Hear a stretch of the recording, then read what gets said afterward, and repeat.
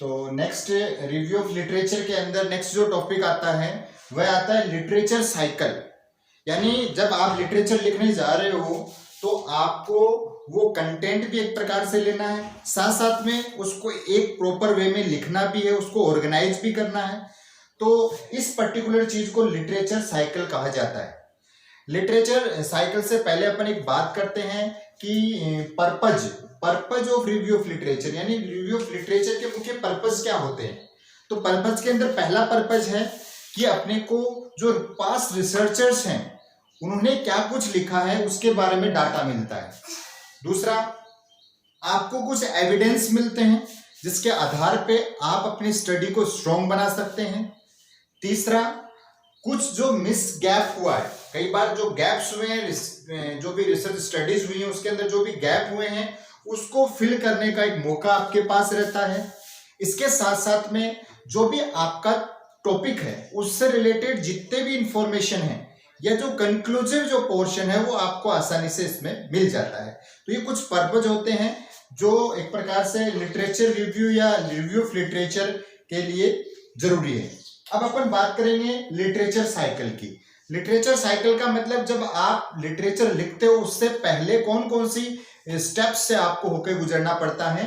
तो सबसे पहली जो स्टेप होती है वो होती है identify the question, second is review discipline style, third search the literature, then fourth manage your references, five critically analysis and evaluate, sixth synthesize and seventh writing the review.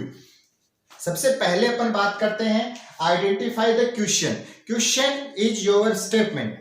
आपका जो प्रॉब्लम स्टेटमेंट है वही आपका question है, क्योंकि आपका वही topic है। तो उस टॉपिक पे आपको आगे चलकर क्या करना है, जो भी स्टडी है उसको कंडक्ट करना है, तो आपका रिव्यू भी उससे रिलेटेड रहेगा। सेकंड है review discipline style. Review discipline style का मतलब होता है हर एक सब्जेक्ट के अंदर रिव्यू ऑफ लिटरेचर अलग अलग स्टाइल में लिखा जाता है, अलग अलग क्राइटेरिया के आधार पे लिखा जाता है। तो आपको ये आइडेंटिफाई करना है, आपको ये देखना है कि आपको रिसर्च रिव्यू किस पर्टिकुलर फॉर्मेट में चाहिए, क्योंकि आपको नर्सिंग के अंदर या नर्सिंग रिसर्च के अंदर आपको रिव्यू चाहिए। थर्ड है सर्च द लिटरेचर। उसके बाद में आपको different sources of review of literature के थ्रू रिव्यू ऑफ लिटरेचर को सर्च करना है। सर्च करने में मैंने आपको बताया था कुकर्नी, ठीक है ना। इसके साथ साथ में डिफरेंट अदर जो भी गूगल इंजन है या जो भी डिफरेंट वेबसाइट्स हैं, न्यूज़पेपर हैं, रेफरेंस बुक्स हैं या जो भी जर्नल्स हैं, ये सब आपको सर्च पोर्शन में डालना है, यानी इससे आपको रिव्यू ऑफ लिटरेचर को सर्च करना है। आफ्टर द फोर्थ है मैनेज योर रेफरेंसेस। कहाँ कहाँ से आपने वो डाटा लिया उसकी भी पर्टिकुलर रिकॉर्ड और रिपोर्टिंग होनी चाहिए। कहाँ आपने वेबसाइट से लिया है या आपने जर्नल से लिया है, तो उसका जो कंप्लीट बिब्लियोग्राफी या रेफरेंसेस है उसको भी आपको मैनेज करना है, एक सिस्टमेटिक वे में लिखना है। इसके बाद में क्रिटिकल एनालाइज एंड इवेलुएट।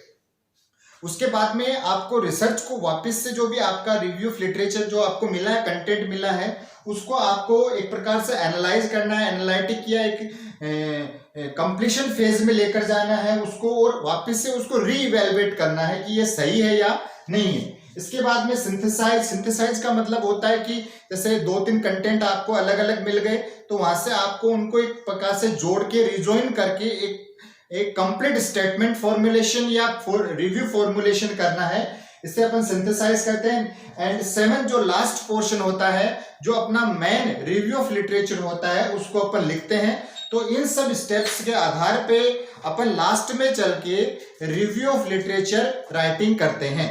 तो ये यूनिट 3 का नेक्स्ट पोर्शन था। Thank you.